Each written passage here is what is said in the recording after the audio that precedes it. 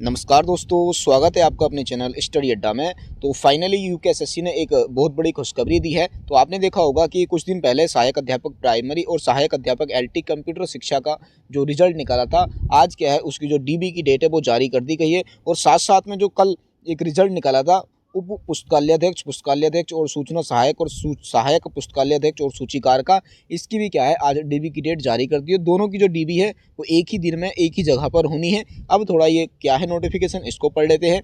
जैसा कि लिखा है कि उत्तराखंड अधीनस्थ सेवा चयन आयोग द्वारा जनजाति कल्याण विभाग के अंतर्गत सहायक अध्यापक प्राइमरी एवं सहायक अध्यापक एलटी कंप्यूटर शिक्षा की दिनांक 2/3/2025 को आयोजित लिखित परीक्षा के आधार पर, अभी देखो इसमें क्या लिखा है, नॉर्मली मैं बता देता हूँ कि भाई 2 मार्च को जो इसका एग्ज़ाम हुआ था और इसका जो रिजल्ट है अभी कुछ दिन पहले आपने देखा होगा ये जारी कर दिया गया था।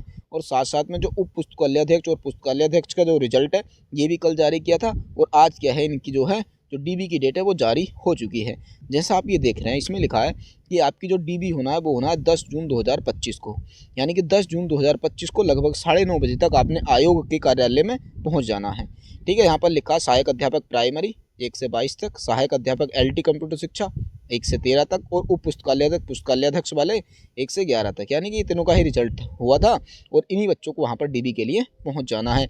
अब यहाँ पर मेन आपको क्या चीज़ें ध्यान रखनी है कि देखो जो आपको वहाँ पर डॉक्यूमेंट्स लेके जाने हैं उनका ध्यान रखना बहुत जरूरी है। जैसे कि यहाँ पर आप देख रहे हैं कि जारी श्रेष्ठता सूची के आधार पर अभिलेखों की संरक्षा की नियत तिथि को अभ्यर्थी द्वारा अपने समस्त मूल अभिलेख सहित, यानी कि अभ्यर्थियों को जो लेकर जाने हैं जितने भी उन्होंने फॉर्म भरते समय डॉक्यूमेंट्स वहाँ पर फिल किए थे, तो वो सारे के सारे मूल डॉक्यूमेंट्स लेकर जाने हैं। ये नहीं है कि सारी की सारी फोटो कॉपी ले जाओ, ओरिजिनल नहीं लेके जाओ। तो यहाँ पर ओरिजिनल ही लेकर जाने हैं। और साथ साथ में जो अभ्यर्थी द्वारा विज्ञापित पद हेतु निर्धारित शैक्षिक अर्हता के अनुरूप आवेदन पत्र में शैक्षिक एवं प्रशिक्षण अर्हता एवं प्रमाण पत्र अंकित किए गए थे कि सुप्रमाणित 2-2 प्रतियां, यानी कि जितने भी डॉक्यूमेंट्स आपने फॉर्म भरते टाइम लगाए थे उनकी क्या करनी है, 2-2 प्रतियां यानी कि 2 सेट बनाकर लेकर जाने हैं। और आयोग का जो कार्यालय है वहाँ पर 9:30 बजे आप लोगों ने पहुँच जाना है। और 6 पासपोर्ट साइज की फ़ोटो कॉपी भी आपने लेकर जानी है। इस चीज़ का आपने ध्यान रखना है। और हाँ, अगर किसी ने आरक्षण के लिए अप्लाई किया था तो भाई आरक्षण के भी जो डॉक्यूमेंट्स थे वो भी लेकर जाने हैं और वैध लेकर जाने हैं।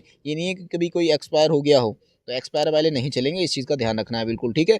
और साथ साथ में लिखा है कि अगर कोई ऑलरेडी सरकारी या अर्धसरकारी सेवा में कार्यरत है तो उसको क्या लेकर जाना है भाई, अनापत्ति प्रमाण पत्र भी लेकर जाना होगा, नहीं तो उसका डीबी नहीं होगा।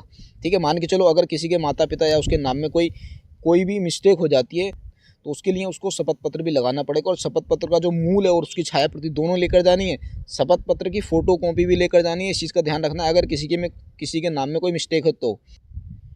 ठीक है, एलटी और सहायक अध्यापक प्राइमरी और एलटी वालों के लिए तो बस इतना ही है। बाकी जो लोग पुस्तकालयाध्यक्ष वाले हैं उनको क्या करना है, उनको देखो यहाँ पर बहुत सारी पोस्टें थी अलग अलग, पुस्तकालयाध्यक्ष, पुस्तकालय सूचना सहायक, सहायक पुस्तकालयाध्यक्ष, सूचीकार। तो इन लोगों को क्या करना है भाई, ऑनलाइन विकल्प भरने हैं, यानी कि प्रेफरेंस फिल करनी है। अभी 1-2 दिन में हो सकता है आज ही की आयोग की जो साइट है उस पर ऑनलाइन प्रेफरेंस भरने के लिए जो लिंक है वो एक्टिव हो जाएगा। वहाँ पर आप क्या करेंगे, अपना अनुक्रमांक डालेंगे, यूज़र आईडी डालेंगे, पासवर्ड डालेंगे और आपका वो लिंक ओपन हो जाएगा। तो वहाँ पर आप क्या करेंगे, जो प्रेफरेंस है वो आप भरेंगे।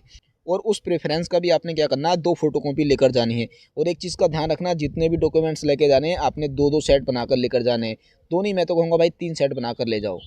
ठीक है, ओरिजिनल भी लेकर जाने हैं, 3 सेट बना लेना, क्योंकि अगर इनकेस कभी मांगने लग जाते हैं तो लगा देना आप। ठीक है, और साथ साथ में एक चीज़ का ध्यान रखना है, वहाँ पर मोबाइल फ़ोन, कैमरा एवं अन्य इलेक्ट्रॉनिक उपकरण लाना निषिद्ध है। यानी कि वहाँ पर ये नहीं लेकर जाने देंगे डीबी के समय, आपको बाहर ही रखने पड़ेंगे। तो कोई भी फ़ोन के भरोसे मत रहना कि भाई हम ये डॉक्यूमेंट्स फ़ोन में दिखा देंगे। तो इस चीज़ का बिल्कुल ध्यान रखना है। ठीक है, मोबाइल वहाँ पर अंदर वैन है तो मोबाइल नहीं लेकर जाना है, वो आपसे बाहर ही निकलवा देंगे। इनकेस अगर लेके जाने देते हैं तो अच्छी बात है, परंतु इन्होंने साफ साफ लिख रखा है कि भैया मोबाइल नहीं लेकर जाना है, इसलिए आपके मोबाइल में जो कोई डॉक्यूमेंट्स है तो उसके प्रिंट निकलवा कर लेकर जाने हैं आपको।